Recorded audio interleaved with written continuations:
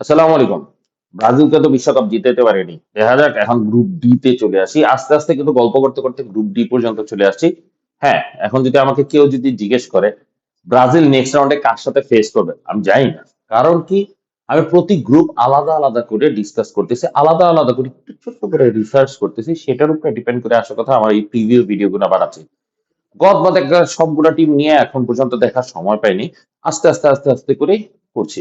তো আজকে group D, সবাইকে স্বাগত জানাই সোলশুটবে ক্যালচো ক্যাফেতে। গ্রুপ ডি প্রিভিউতে আসার আগে গ্রুপ ডি তে কোন কোন চারটা টিম আছে সেটা নিয়ে আলোচনা করি। ইউনাইটেড স্টেটস অফ আমেরিকা অথবা ইউএসএ, প্যারাগুয়ে, অস্ট্রেলিয়া এবং হচ্ছে তুর্কি। মজার একটা বিষয়, চারটা কন্টিনেন্টের চারটা টিম। এই টাইপের গ্রুপ গুলো ভালো লাগে, এটারে ওয়ার্ল্ড কাপ বলা যায়।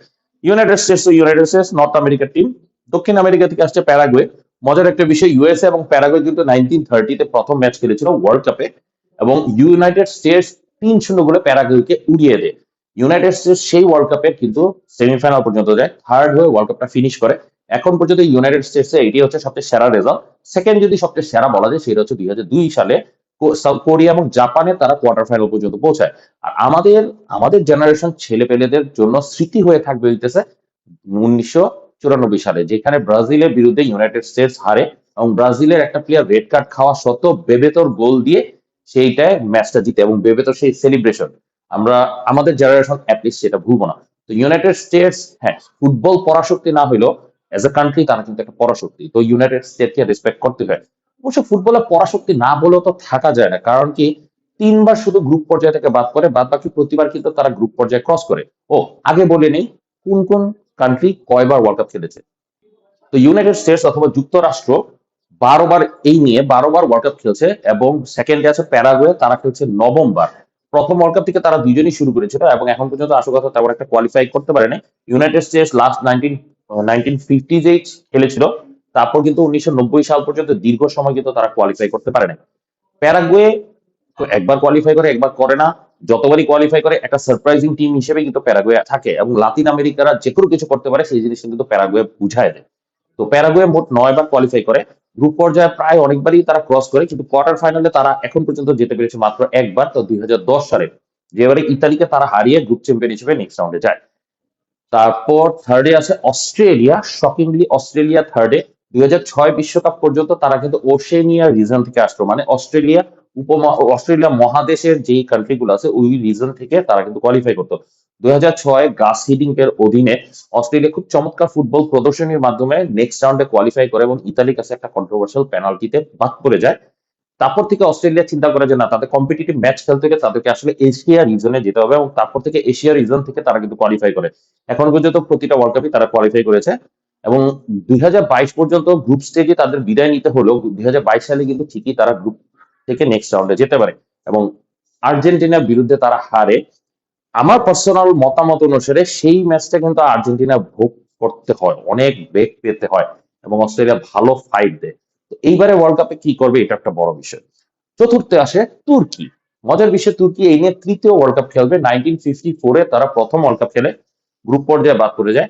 তারপর সুদীর্ঘ সময় না খেলে 2002 সালে এসে পুরো বিশ্বকে চমক লাগিয়ে দেয়। কেন চমক লাগিয়ে দেয়? কারণ কি, তারা থার্ড হয়। শুধু তাই না, গ্রুপ পর্যায়ে ব্রাজিলের সাথে খেলা পড়ে, ওইখানে তারা হারে, এবং সেমিফাইনালে গিয়ে ব্রাজিলের সাথে খেলা পড়ে, সেখানেও তারা হারে। এই দুইটা পরাজয়ই শুধুমাত্র ওই ওয়ার্ল্ড কাপে তারা পরাজিত হয়। এর মধ্যে থেকে একটা ম্যাচে আবার কন্ট্রোভার্সি আছে, রিভালদোর সে মুখের মধ্যে বল লেগেছে যে ভাবটা, সেই ভাবটা কিন্তু এখনো আইকনিক হয়ে আছে। কারণ কি, রিভালদোর পায়ে বল লাগে, কিন্তু সে এমন একটা অভিনয় করে, তখন যেহেতু ভিডিও অ্যাসিস্ট্যান্ট রেফারি ছিল না, মানে ভার ছিল না, তখন কিন্তু এই কন্ট্রোভার্সি গুলো উইথড্র করতে পারতো না। তো রিভালদোর কারণে তুর্কির একটা প্লেয়ার রেড কার্ড শুধু খায় না, তারা মনোবলও ভেঙে যায়, এবং 1-0 গোলের বিনিময়ে হেরেও যায়। তুর্কি সেই ওয়ার্ল্ড কাপে শুধু চমক দেখায় না, তারা অন্যান্য চমক দেখানো দলগুলোকে কিন্তু হারায়।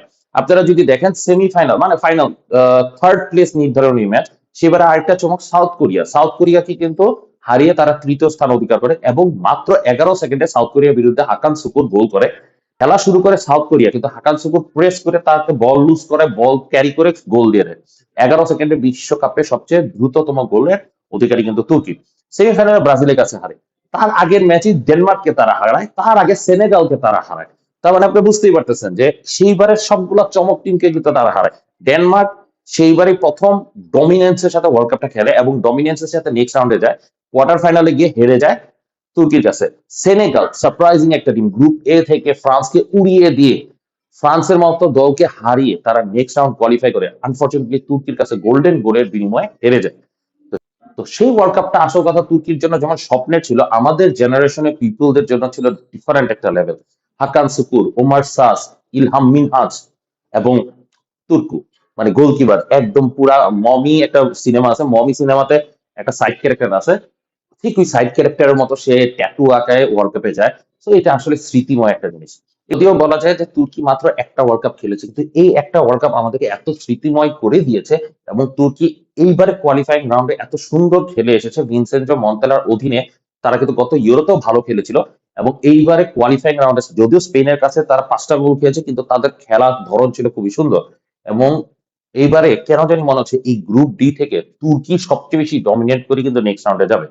তো গ্রুপ পর্যায়ে আলোচনা করার আগে কে কি যাবে সেটা থেকে ইয়া করার আগে আমি হিস্টোরিক্যালি যদি আমি ধরি, হিস্টোরিক্যালি ধরলে আমি বলবো 1 নাম্বার চান্স হচ্ছে ইউনাইটেড স্টেটস এর 1 নাম্বার হয়ে যাওয়া, 2 নম্বর প্যারাগুয়ে, 3 নম্বর তুর্কি হওয়ার সম্ভাবনা এবং অস্ট্রেলিয়া গ্রুপ পর্যায়ে বাদ পড়বে। তবে তাদের একটু হেড টু হেড গল্প নিয়ে আলোচনা করি। এই 4টা টিমের মধ্যে একে অপরের মুখোমুখি একমাত্র ইউনাইটেড স্টেটস এবং প্যারাগুয়ে হয়েছে ওয়ার্ল্ড কাপে। এছাড়া কোপা আমেরিকাতে এই দুইজনের দেখা হয়। তো ইউনাইটেড স্টেটস ফ্রেন্ডলি এবং কম্পিটিটিভ ম্যাচ সবগুলা মিলিয়ে মোট 9 বার খেলে প্যারাগুয়ের বিরুদ্ধে। এর মধ্যে 5 বার ইউনাইটেড স্টেটস জিতে, প্যারাগুয়ে জিতে 2 বার, আর দুইটা খেলা ড্রয়ে রূপান্তরিত হয়। সেই দুইটা ড্র বা কোপা আমেরিকাতে ফ্রেন্ডলি ম্যাচগুলা, মানে কোপা আমেরিকাতে ওই দুইটা ড্রয়ের মধ্যে একটাতে প্যারাগুয়ে জিতে, একটাতে ইউনাইটেড স্টেটস জিতে। আর ওয়ার্ল্ড কাপে ইউনাইটেড স্টেটস 3-0 গোলে 1930 সালে প্যারাগুয়েকে হারিয়ে দেয় এবং তার ফলে তারা সেমিফাইনাল পর্যন্ত পৌঁছায়। তো এইবারে গ্রুপ ডির প্রথম খেলাটা ইউনাইটেড স্টেটস ভার্সেস প্যারাগুয়ের খেলা। তো আমার কেন জানি মনে হইতেছে প্যারাগুয়ে যদিও ভালো একটা টিম এবং এবারে কোয়ালিফাইং রাউন্ডে খারাপ খেলেনি, ভালোই খেলে এসেছে, তুলনামূলক ভালো খেলে এসেছে, গতবার তো কোয়ালিফাই করে নাই। সেই জায়গায় ইউনাইটেড স্টেটস কিন্তু এইবারে আসল কথা ফ্রেন্ডলি ছাড়া অন্যান্য ম্যাচ খেলে নেই। কিন্তু যেহেতু খেলা ইউনাইটেড স্টেটস, আমার কাছে মনে হচ্ছে এবারও ইজিলি ইউনাইটেড স্টেটস প্যারাগুয়েকে হারিয়ে দিবে। পাশাপাশি খেলাটা থাকবে হচ্ছে অস্ট্রেলিয়া ভার্সেস তুর্কি। এখন পর্যন্ত এই দুইটা দল কিন্তু কোনো কম্পিটিটিভ ম্যাচ খেলে নাই, কম্পিটিশন তো বাদও, ফ্রেন্ডলি ম্যাচও তারা খেলে নাই। এই ওয়ার্ল্ড কাপই তাদের আসল কথা প্রথম দেখা হতে যাচ্ছে। তারপরে সেকেন্ড খেলাটা থাকবে ইউনাইটেড স্টেটস ভার্সেস অস্ট্রেলিয়া। তাদের মধ্যে মুখোমুখি হয়েছে মোট 5 বার, এর মধ্যে ইউনাইটেড স্টেটস এর আপার হেড এখানেও। ইউনাইটেড স্টেটস জিতেছে 2 বার, অস্ট্রেলিয়া জিতেছিল 1 বার। তো কোনো কম্পিটিটিভ ম্যাচ ছিল না, সবগুলো ফ্রেন্ডলি ছিল। আর অপর পাশে তুর্কি ভার্সেস প্যারাগুয়ে খেলা, এরা একটা ফ্রেন্ডলি ম্যাচ খেলেছিল এবং সেই ফ্রেন্ডলি ম্যাচে ড্রতেই রূপান্তরিত হয়েছিল 0-0 গোলে। মাঝখানে গোলে একটু বলিনি, সেটা হচ্ছে অস্ট্রেলিয়া ভার্সেস তুর্কি খেলায় আমার কাছে কেন জানি মনে হচ্ছে অস্ট্রেলিয়া এইবারে কিন্তু আগের দলগুলোর মতো এত শক্তিশালী দল না। তবে হ্যাঁ, ইয়াং উদীয়মান দল হিসেবে কিন্তু অস্ট্রেলিয়া ভালো ফাইট দিতে হবে এবং আমরা গত ওয়ার্ল্ড কাপ থেকেও দেখে থাকতে পারি যে অস্ট্রেলিয়া কিন্তু ফাইট দেওয়ার মতো একটা টিম। আর্জেন্টিনার মতো একটা দলের বিরুদ্ধে কিন্তু তারা ভালো খেলেছিল। সো এখানে তুলনামূলক উইক টিমের বিরুদ্ধে তারা আরো ভালো খেলার সম্ভাবনা আছে। World cup is world cup. তারপরও তুর্কি ভিনসেন্ট, মানে একটা ইতালিয়ান কোচের অধীনে কাউন্টার অ্যাটাকিং সিস্টেমে খেলবে এবং তো তুর্কি প্লেয়াররাও উদীয়মান, সবাই ভালো খেলে, একটা টিম হিসেবে খেলতেছে। তো সেই হিসেবে তুর্কি আমার মনে হয় চলে যাবে, মানে অস্ট্রেলিয়ার বিরুদ্ধে জিতে যাবে। সেকেন্ড রাউন্ডে এসে ইউএসএ ভার্সেস অস্ট্রেলিয়া, এখানে সমানে সমান খেলা হবে। যেহেতু নিজেদের মাঠ, ইউনাইটেড স্টেটস জিতবে। অপর পাশে তুর্কি ভার্সেস প্যারাগুয়ে, তুর্কি ইজি জয় পাবে প্যারাগুয়ের বিরুদ্ধে, কারণ কি প্যারাগুয়ের ডিফেন্স স্ট্রং হইলেও তুর্কি তো খেলবে কাউন্টার অ্যাটাকিং সিস্টেম, প্যারাগুয়েও খেলে কাউন্টার অ্যাটাকিং সিস্টেম। যত কিছু করুক না কেন, নিজেদের মাঠ, নিজেদের একটা ভাব থাকবে প্যারাগুয়ে, সেই হিসেবে তারা কিন্তু একটু পজিশন বেস ফুটবল খেলতে যাবে, সেটাই ধরা খাবে তুর্কির বিরুদ্ধে এবং তুর্কি কাউন্টার অ্যাটাকে বড় ব্যবধানে ম্যাচটা জিতে যাবে। তো তুর্কি এবং ইউনাইটেড স্টেটস কিন্তু 6 পয়েন্ট পেয়ে গ্রুপ থ্রু করে ফেলো। থার্ড রাউন্ডে এসে আসলে থাকবে হচ্ছে কে গ্রুপ চ্যাম্পিয়ন হবে, ইউনাইটেড স্টেটস ভার্সেস তুর্কি। এখন পর্যন্ত ইউনাইটেড স্টেটস তুর্কি কনফেডারেশন কাপে অফিসিয়ালি তারা ম্যাচ দেখা হয়েছিল, এছাড়া তারা আরো 3 বার খেলেছিল, 3 বারে আসলে ড্রতেই শেষ হয়েছে। না সরি, টোটাল 5 বার দেখা হয়েছিল, এর মধ্যে ইউনাইটেড স্টেটস জিতছে 2 বার, তুর্কি জিতেছে 2 বার, একটা খেলা ড্রতে রূপান্তরিত হয়েছে। তুর্কি জিতেছিল হচ্ছে কনফেডারেশন কাপে 97 সালে, 2003 সালে কনফেডারেশন কাপে তুর্কি জিতেছিল। আর শেষ খেলাটা থাকবে অস্ট্রেলিয়া ভার্সেস প্যারাগুয়ে। অফিসিয়ালি তাদের কোনো খেলা হয় নাই, তারাও একে অপরের মুখোমুখি হয়েছে 5টা ফ্রেন্ডলি ম্যাচে। আনফর্চুনেটলি পুরোটাই অস্ট্রেলিয়ার পক্ষে। 2টা ম্যাচ তারা জিতেছিল এবং 3টা ম্যাচ ড্র করেছিল, পেনাল্টিতে আবার অস্ট্রেলিয়াই জিতেছে। তার মানে 5টাই ক্লিন শিট বলা যায় অস্ট্রেলিয়া। তো এই ছিল গ্রুপ ডি নিয়ে আপাতত রিভিউ।